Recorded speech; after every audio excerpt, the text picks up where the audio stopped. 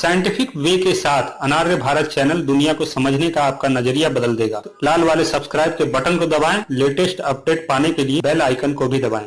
भारत के केवल 8 राज्यों में इतनी गरीबी है जितनी कि दुनिया के 25 सबसे गरीब देशों में भी नहीं है। ये वो गरीब देश हैं जो भारत के लगभग 7 ही आजाद हुए हैं। भारत की लगभग आधी आबादी 50 रुपए रोज पर गुजारा करने को मजबूर है। देश में 50 किसान रोज आत्महत्या कर लेते हैं। 5 वर्ष से कम आयु के 7,000 बच्चे प्रतिदिन भूख और कुपोषण से लड़ते हुए मर जाते हैं। देश के 18 करोड़ लोग फुटपाथों पर और इतने ही लोग सड़ांध में जानवरों की जिंदगी जीने को मजबूर हैं। शिशु एवं स्त्री मृत्यु दर में भारत अपने पड़ोसी देशों की तुलना में भी खराब स्थिति में है। गरीबी लगभग पूरी दुनिया में है। कोई भी देश वो बाहर से चाहे कितना भी संपन्न क्यों न दिखाई देता हो, गरीबी वहाँ भी है। नॉर्वे, नीदरलैंड, जापान, स्कॉटलैंड जैसे मुल्कों को छोड़कर पश्चिम के लगभग सभी संपन्न दिखाई देने वाले देशों में भी गरीबी है।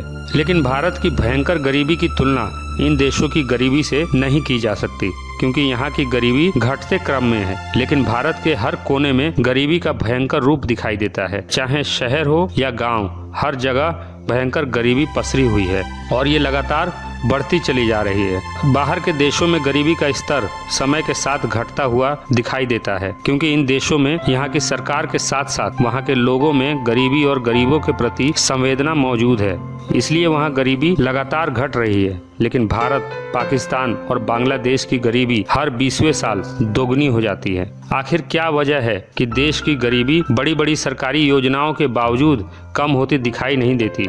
70 के दशक में इंदिरा गांधी ने गरीबी हटाओ का नारा दिया था, लेकिन भारत से गरीबी नहीं हटी। गरीबी के साथ देश में 4 और बड़ी समस्याएं हैं: बेरोजगारी, अशिक्षा, भ्रष्टाचार और जनसंख्या। गरीबी के साथ ये चारों समस्याएं आपस में जुड़ी हुई हैं। अगर गरीबी बढ़ेगी तो बेरोजगारी भी बढ़ेगी। लोग यानी जनता में बेरोजगारी और गरीबी बढ़ेगी तो तंत्र यानी प्रशासन में भ्रष्टाचार बढ़ेगा। भ्रष्ट तंत्र के कारण अशिक्षित समाज तैयार होगा और इस तरह पूरा लोकतंत्र बीमार हो जाएगा। बेरोजगारी, गरीबी, भ्रष्टाचार और अशिक्षा की वजह से जनसंख्या तेजी से बढ़ेगी और फिर ये चक्र एक दूसरे को बढ़ाते हुए समाज के एक बहुत बड़े वर्ग को अराजकता, अत्याचार, शोषण, कुपोषण और अन्याय के दलदल में धकेलता चला जाएगा। भारत में यही हो रहा है। भारत की गरीबी को इसके वर्तमान स्वरूप और स्थिति से नहीं समझा जा सकता। अर्जुन सेन गुप्ता ने भारत की गरीबी के 2 प्रमुख कारण बताए हैं। उनके अनुसार देश के 77% लोग गरीबी के सरकारी पैमाने से भी निचले पायदान पर खड़े हैं। उनके अनुसार इस भयंकर गरीबी का पहला कारण है सांस्कृतिक रूप से पिछड़ापन। इसका अर्थ यह हुआ कि भारत की एक बड़ी आबादी के गरीब होने के पीछे एक लंबा इतिहास छुपा हुआ है। दूसरा कारण जो उन्होंने बताया वो पहले वाले कारण को स्थायी रखने का ही विस्तार है। उनके अनुसार सांस्कृतिक रूप से पिछड़ा यह गरीब वर्ग परंपरागत रूप से सामाजिक भेदभाव का जबरदस्त शिकार भी रहा है। अर्जुन सेन गुप्ता के बताए इन दोनों ही कारणों में भारत की गरीबी का रहस्य छुपा हुआ है।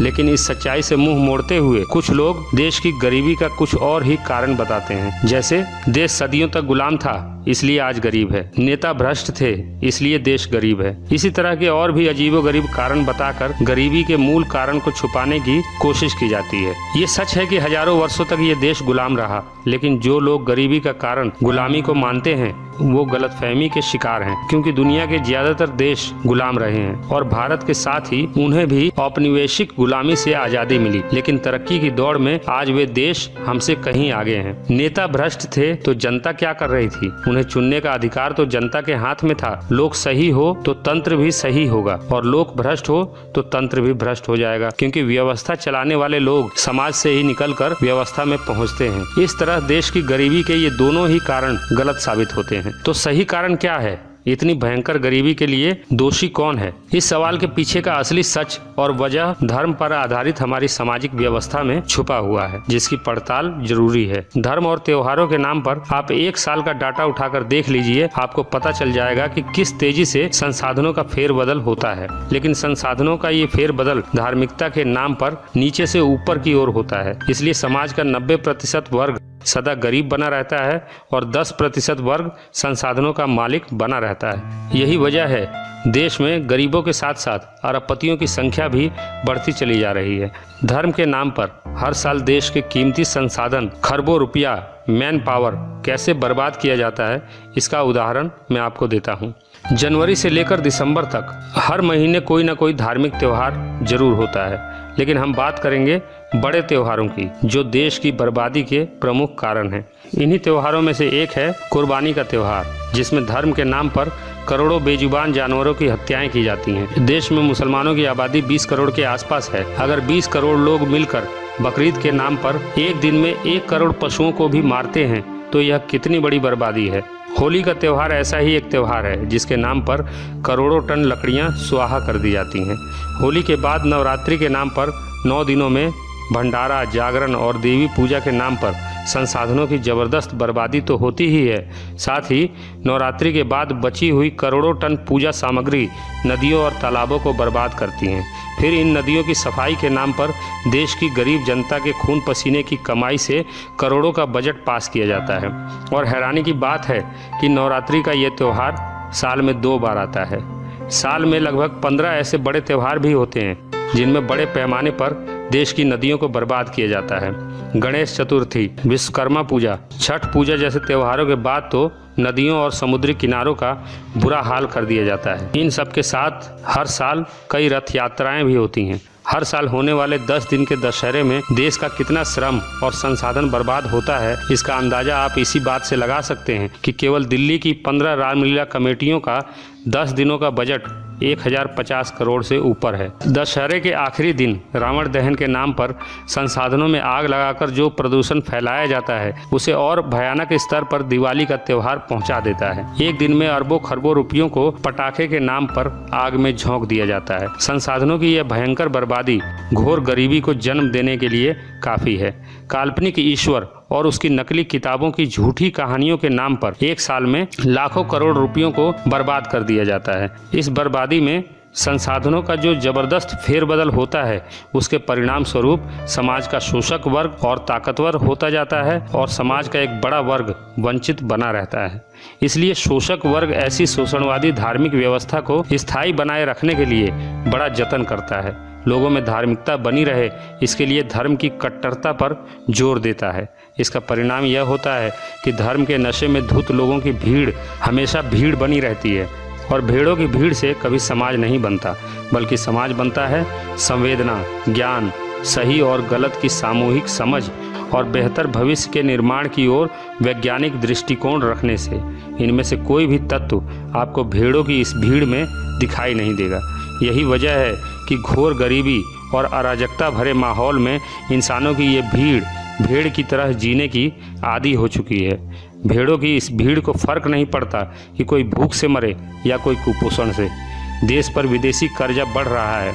आज के समय हमारे देश पर 32 लाख करोड़ का विदेशी कर्ज लदा हुआ है, जो हर साल 3 से 4 लाख करोड़ की दर से बढ़ता चला जा रहा है। इस भारी कर्ज का 1 महीने का ब्याज ही 22,000 करोड़ रुपए होता है। देश पर हर साल चढ़ने वाले इस भारी कर्ज का कारण है ईमानदारी से टैक्स नहीं भरने की लोगों की प्रवृत्ति और राजनेताओं, उद्योगपतियों और धर्मगुरुओं का भ्रष्टाचार।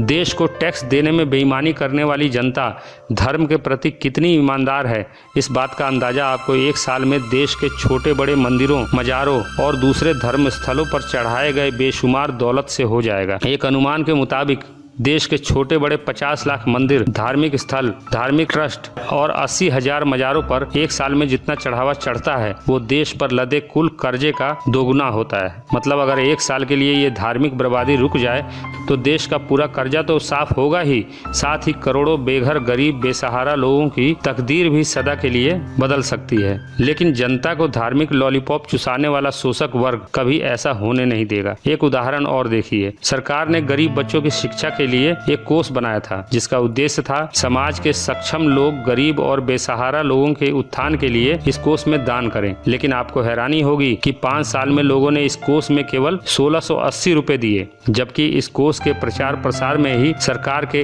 1 करोड़ 22 लाख रुपए खर्च हुए थे। ये है हमारे धार्मिक समाज की गरीबों के प्रति संवेदना। दूसरी ओर अहमदाबाद के उमिया माता के मंदिर में केवल 7 घंटे में 21 लोगों ने 5 करोड़ रुपए चढ़ावे में दान कर दिए। ये है हमारा भारतीय धार्मिक समाज, जहाँ संवेदनशीलता केवल झूठे खुदाओं और नकली भगवानों के प्रति ही है।